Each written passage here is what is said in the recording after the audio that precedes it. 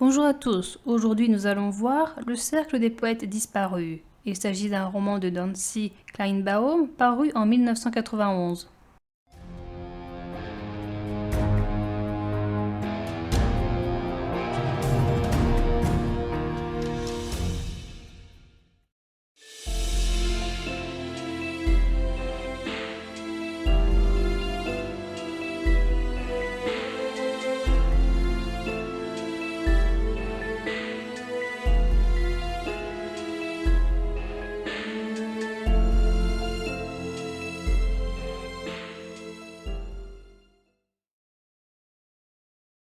Une réunion de rentrée se déroule au collège Welton. Lors d'une cérémonie très solennelle sont cités les 4 piliers de l'école: honneur, tradition, discipline et excellence. Monsieur Nolan, le directeur de cette école, fait un discours. Cette année, un nouveau professeur de littérature arrive. Il s'agit de John Keating, un ancien élève de cette école. Todd Anderson est un nouvel élève. Il est le frère de Jeffrey Anderson, qui était un ancien élève très brillant. Les parents font leurs adieux à leurs enfants qu'ils laissent en internat. Knox Overstreet, Neil Perry, Charlie Dalton, Todd Anderson et Richard Cameron sont appelés dans le bureau de M. Nolan. Ce dernier leur distribue leur activité extrascolaire. Todd devra faire du football alors qu'il préférait l'aviron. Neil et Todd partagent la même chambre. Knox, Charlie et Stephen Mix entrent dans la chambre. Ils déforment les 4 piliers de l'école en travesti, horreur, décadence, excrément. Les garçons sont en train de former des groupes d'études quand le père de Neil arrive dans la chambre. Son père a décidé d'annuler la participation de son fils à l'annuaire du collège. Neil tenait à cette activité. Car il ose le dire, son père lui en veut de le contredire en public. Son fils ne sera libre qu'après avoir fini ses études de médecine. Une fois le père parti, ses camarades lui demandent pourquoi il ne l'envoie pas promener. Neil leur dit qu'eux aussi font de même et que leur avenir sont déjà tout tracés par leurs parents. Pour leur premier jour de cours, les garçons enchaînent des cours de chimie, de latin et de maths. Ces cours sont assommants et les professeurs leur donnent beaucoup de devoirs et d'apprentissages à faire en peu de temps. Les élèves ont ensuite cours avec M. Keating. Ce dernier leur récite les vers « Ô capitaine, mon capitaine ». Après avoir demandé de qui ils étaient et que personne n'ait répondu, il dit que ce sont les vers que Walt Whitman a composés en l'honneur d'Abraham Lincoln. Keating autorise les élèves à l'appeler ainsi. Le professeur les dirige vers la salle d'honneur. Il fait lire à Pitts les vers suivants. « Cueillez dès maintenant les roses de la vie, car le temps jamais ne suspend son vol, et cette fleur qui s'épanouit aujourd'hui, demain sera flétrie. » Quand il demande ce que signifie Carpe diem, Mix répond « profite du temps présent ». Keating leur dit que ces vers ont été écrits pour rappeler aux lecteurs qu'ils sont mortels et que leur vie ne durera qu'un instant. Il leur montre les vieilles photos. Aujourd'hui, la plupart de ces anciens élèves sont morts. Ils se demandent quelle a été leur vie. Keating leur fait croire que les photos leur parlent et leur disent « Carpe diem, profitez du jour présent, que vos vies soient extraordinaires ». Après un cours de sport épuisant, les garçons organisent une étude pour le soir. Knox dit qu'il ne pourra pas venir car il doit dîner chez les Danbury. Todd retourne au dortoir. Il écrit dans un manuel « Profite du jour présent » avant de déchirer la page et de la mettre à la poubelle. Knox se rend à son dîner. Une jeune fille lui ouvre la porte. Knox en tombe sous le charme. Le jeune homme est peu intéressé par le bavardage des parents et il ne fait attention qu'à la jeune fille qu'il a entrevue. Il s'agit de Chris, qui est la petite amie du fils de la famille, Chet. Ce dernier tente d'avoir la voiture de son père qui ne veut pas la lui passer. Chet joue dans l'équipe de football et Chris est cheerleader. Ginny, la fille de la famille, veut jouer dans une pièce qui s'intitule « Le songe d'une nuit d'été ». Après le dîner, Knox rejoint ses amis. Il leur raconte sa rencontre avec Chris et l'impossibilité de sortir avec elle puisqu'elle sort avec Chet. Lundi matin, les élèves ont cours avec Keating. Il fait lire à Neil un passage d'un manuel dans lequel il est dit que si on note la perfection d'un poème sur la ligne horizontale d'un graphique et son importance sur la verticale, l'air ainsi obtenu par le poème donne la mesure de sa valeur. Cette théorie montre que la poésie de Shakespeare est supérieure à celle de Byron. Keating leur dit que c'est de l'excrément. Il leur dit d'arracher cette page de leur manuel et de la mettre dans la corbeille. Monsieur McAllister, intrigué par le bruit, fait éruption dans la salle. Selon Keating, les mots et les idées ont le pouvoir de changer le monde. La poésie fait partie de l'humanité et elle est la raison de vivre de l'homme. Monsieur McAllister dit à Keating que ses cours sont intéressants, mais qu'il fait fausse route. Il ne faut pas encourager les élèves à devenir des artistes qu'ils ne sont pas. Keating dit qu'il ne veut pas en faire des artistes, mais des esprits libres. Neil vient montrer à ses camarades un ancien annuaire de l'école. Ils apprennent que Keating était un membre du cercle des poètes disparus. Neil demande à Keating ce que c'est. Le professeur répond qu'il s'agissait d'une réunion d'élèves qui se regroupaient dans une grotte. Chacun leur tour, ils lisaient des poèmes et ils connaissaient une élévation de l'esprit. Des femmes y étaient aussi invitées et la lecture de poèmes les faisait se pâmer. Neil propose à ses camarades de faire un tour dans la grotte ce soir. Neil va voir Todd et lui propose de faire partie de l'expédition. Todd lui répond qu'il n'a pas envie d'y aller car il ne veut pas lire. Neil lui propose de venir à la séance sans avoir à lire. Neil a récupéré une anthologie de la poésie. Il s'agit du livre dont se servait Keating lors des séances du cercle. Après l'extinction des feux du dortoir, les garçons sortent et ils rejoignent la grotte. Le cercle est déclaré reconstitué. Neil ouvre la séance en lisant un poème de Henry Thoreau, comme le faisait Keating. Ils lisent à tour de rôle des poèmes, sauf Todd que Neil a placé à la minuterie de la séance. Les garçons chantent et dansent sur les vers, et je vis le Congo, serpentin de moire, traversant la forêt dans un éclair noir. Ils finissent par rentrer au dortoir. Keating leur dit de choisir des mots plus poétiques et que le langage a été créé pour séduire des femmes. Keating leur lit des vers de Whitman qui montrent qu'il est difficile de sortir de la vie tracée par les autres. Pour révéler sa vraie nature, il faut changer de point de vue. Pour illustrer ses propos, il monte sur la table.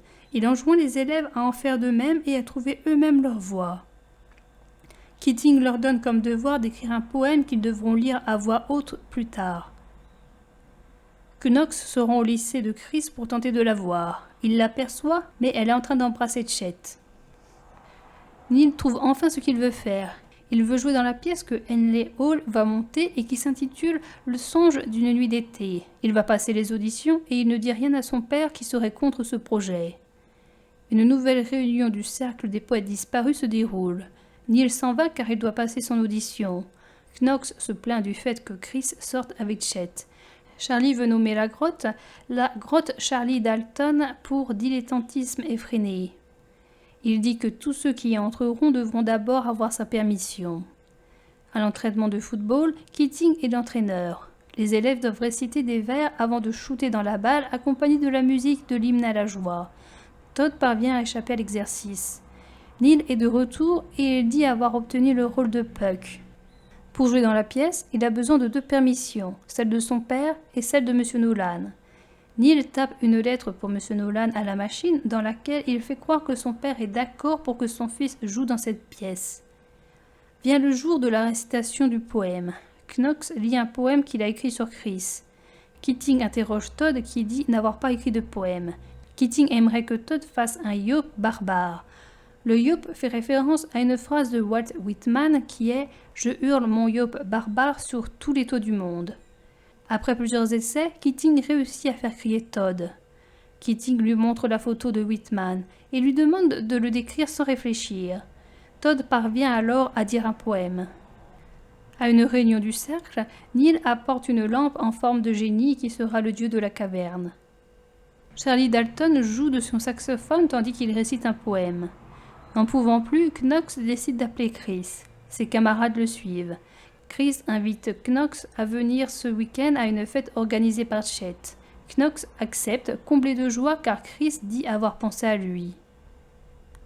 Neil se rend à Henley Hall pour répéter la pièce. Il donne la réplique à Ginny. Neil est doué et il est heureux d'être un acteur. En rentrant à l'internat, il rencontre Todd. Ce dernier est triste car pour son anniversaire, sa famille lui a envoyé le nécessaire de bureau qui est le même que celui de l'année dernière. Sa famille fait une préférence envers son frère aîné. Neil essaie de consoler son ami en faisant de l'humour, mais il n'y arrive pas. Le lendemain, le cours de Keating se déroule dans la cour. Keating demande à Pitts, Cameron et Overstreet de marcher. Au début, ils marchent tous à leur propre allure, mais au bout d'un moment, ils marchent à la même allure. Les autres élèves se mettent à battre des mains en cadence. Keating les met en garde contre les dangers du conformisme, dont un des buts est de combler le désir d'être accepté. Il met en avant l'expression de la singularité de chacun. Le professeur demande à l'ensemble des élèves de marcher à leur propre allure. Charlie Dalton est le seul à rester immobile. À une nouvelle réunion du cercle, Charlie amène sans prévenir deux femmes, Gloria et Tina. Il demande à ce qu'on l'appelle maintenant Nuanda.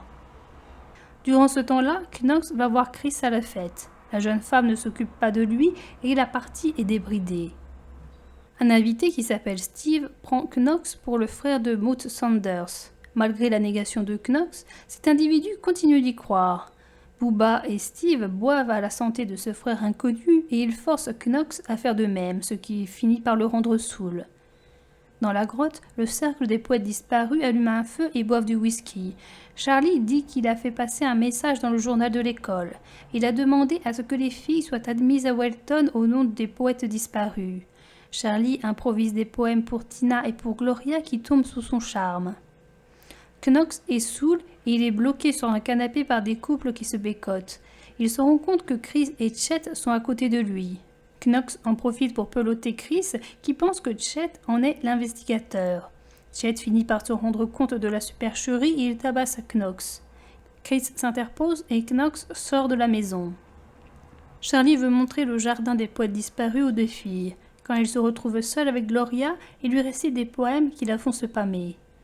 Le lendemain, tous les élèves sont convoqués à la chapelle. Monsieur Nolan demande au coupable de se dénoncer au sujet de l'article dans le journal. Un téléphone se met à sonner et Charlie le décroche. Ça serait Dieu qui appelle pour parler à Monsieur Nolan afin d'admettre des filles à l'école. Monsieur Nolan convoque Charlie à son bureau. Charlie ne dénonce pas ses camarades et il dit qu'il a agi seul.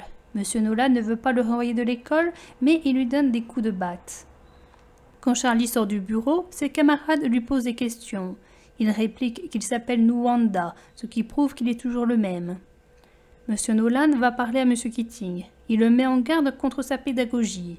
Il faut qu'il entre dans le moule du système pédagogique de Welton. Les élèves ne doivent pas penser par eux-mêmes. Il faut juste les préparer pour l'université. Keating va voir Charlie. Il lui dit qu'il a demandé de sucer la moelle et non pas de s'étrangler avec l'os.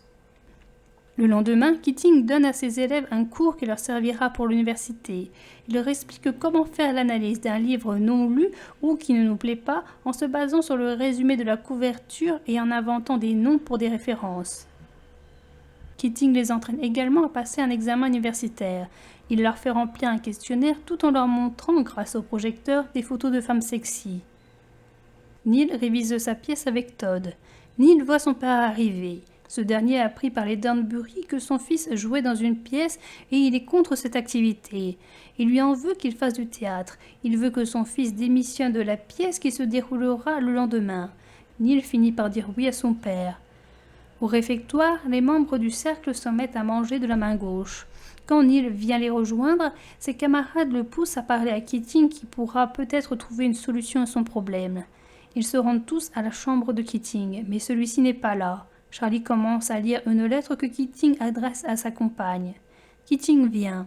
Après que Neil lui a exposé son problème, Keating lui conseille de parler franchement à son père et de lui montrer la force de sa vocation. Dans la grotte, Knox est en train d'écrire un poème pour Chris. Ses camarades le poussent à le réciter devant Chris, mais la jeune femme refuse de lui parler depuis le dernier incident. Le lendemain, Knox se rend au lycée de Chris et il va jusqu'à sa salle de classe pour lui réciter son poème. Keating interroge Neil sur ce qu'il a dit à son père. Neil lui ment en lui disant qu'il a parlé et que son père lui laisse jouer sa pièce ce soir. Les garçons se préparent à partir pour Henley Hall avec Keating. Chris vient à Welton. Elle prévient Knox que Chet est au courant pour le poème et qu'il veut de nouveau le tabasser. Knox l'invite à venir voir la pièce de théâtre. Il la convainc de lui laisser une chance pour ce soir.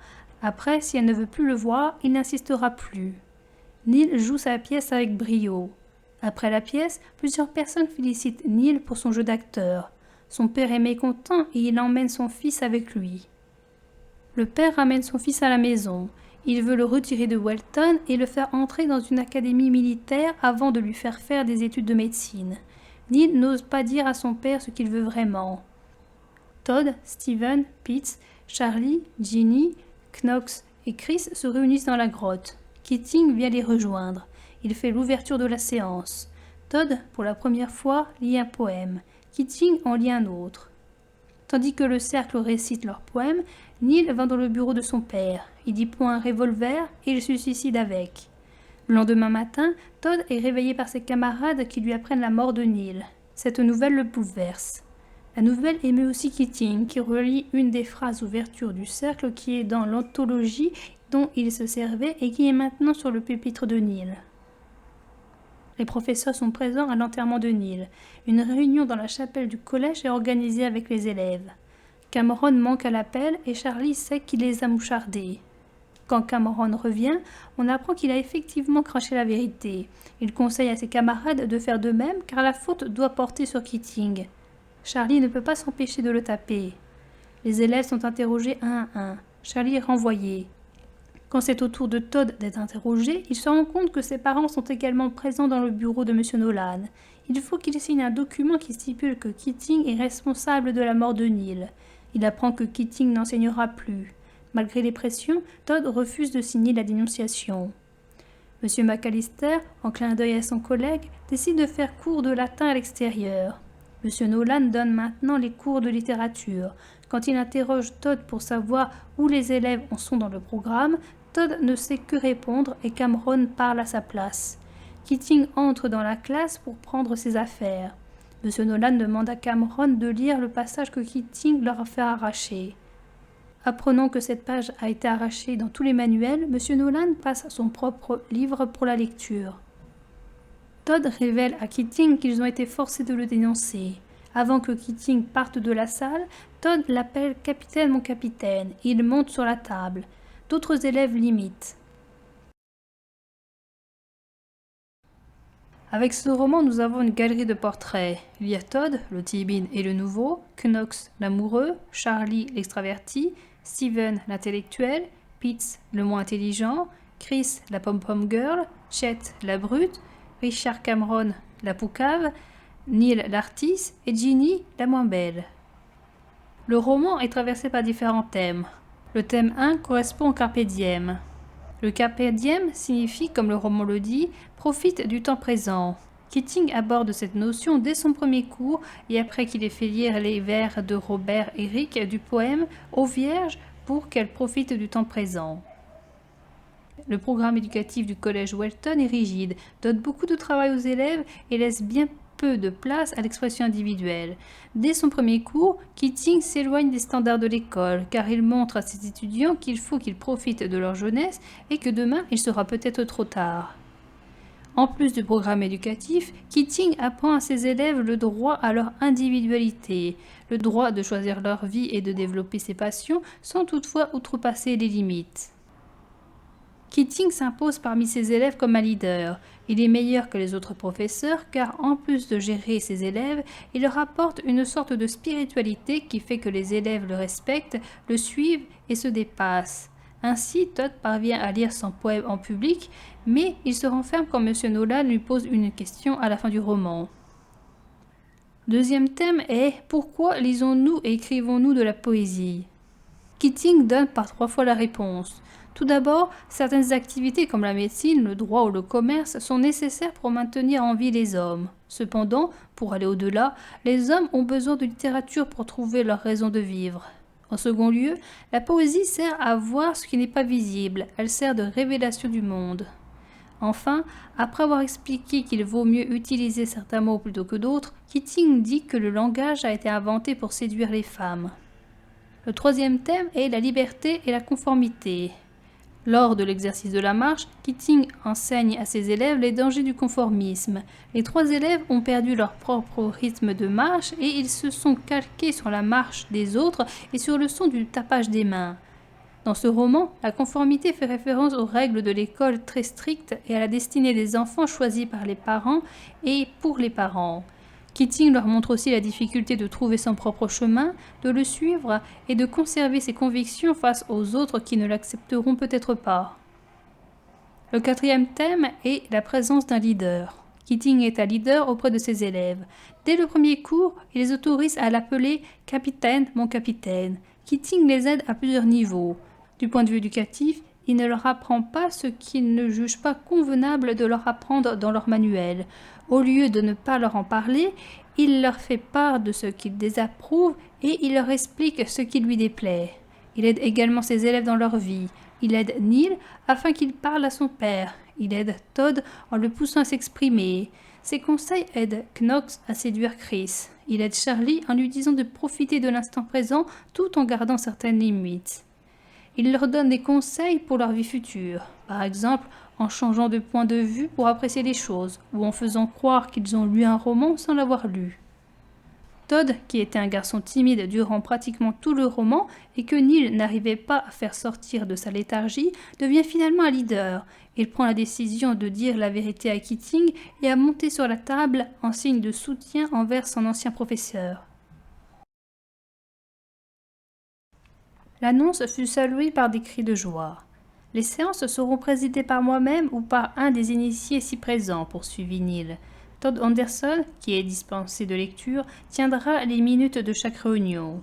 Comme le veut la tradition, je vais lire à présent le manifeste écrit par un de nos distingués membres, Henry David Thoreau. » Neil ouvrit le livre que lui avait remis Keating et commença à lire. « Je m'en allais dans les bois parce que je voulais vivre sans hâte. Je voulais vivre intensément et sucer toute la moelle de la vie. »« Bien dit, » l'interrompit Charlie. « Mettre en déroute tout ce qui n'était pas la vie, pour ne pas découvrir, à l'heure de ma mort, que je n'avais pas vécu. » Il avait prononcé les derniers mots plus lentement, comme soudain pénétrés de leur sens. Les autres s'étaient tus.